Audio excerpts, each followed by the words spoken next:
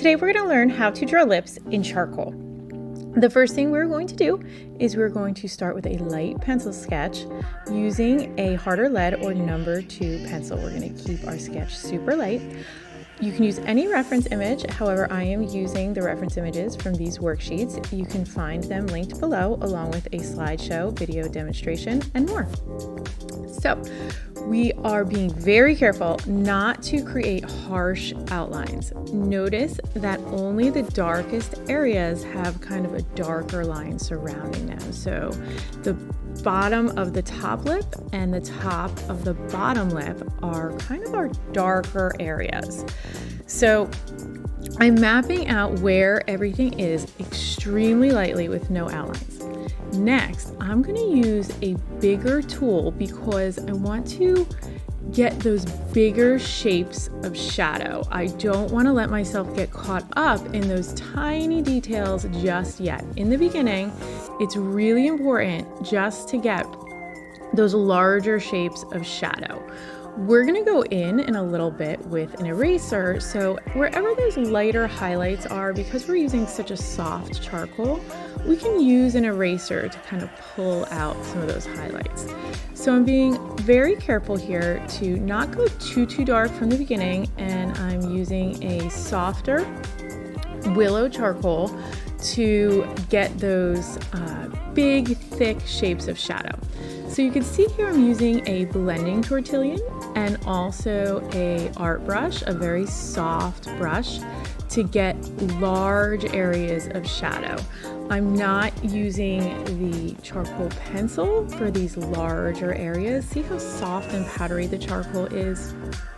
That'll make it really easy to go in with an eraser and erase some of those highlights in just a few moments.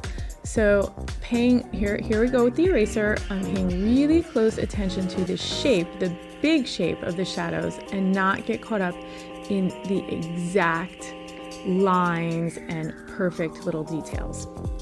So another thing to take note of here is notice how the teeth aren't outlined. We drew the shadows or the dark area in the mouth kind of behind the teeth. One of the biggest mistakes I see when people try to draw teeth is they kind of outline them because they're white and then leave them stark white. But if you notice, there is a shadow kind of under that top lip, and only the very front of the teeth are really white. So here you see I'm going in with a kneaded eraser, but you can take just any normal eraser and cut it to a point or any shape that you need to kind of use it as a drawing tool. So we typically often think of erasers as for mistakes, but you can see here using the eraser was very intentional in this drawing. So when you're working in charcoal, you want to think of your eraser as just another drawing tool. So we got down the middle value, that light gray first, and then to pull out our whites or pull out our highlights, we went back in with the eraser to get more of that white of the paper to show.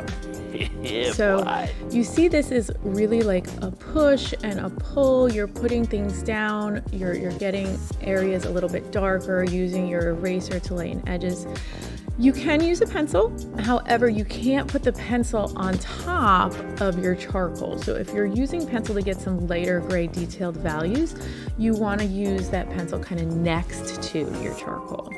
So now the drawing is getting a little bit more finished, so I'm going back in and I'm starting to look a little bit more at the details, getting that gray kind of shadow on the teeth, and now I'm going to go back in and use that eraser again to kind of get those highlights that I see.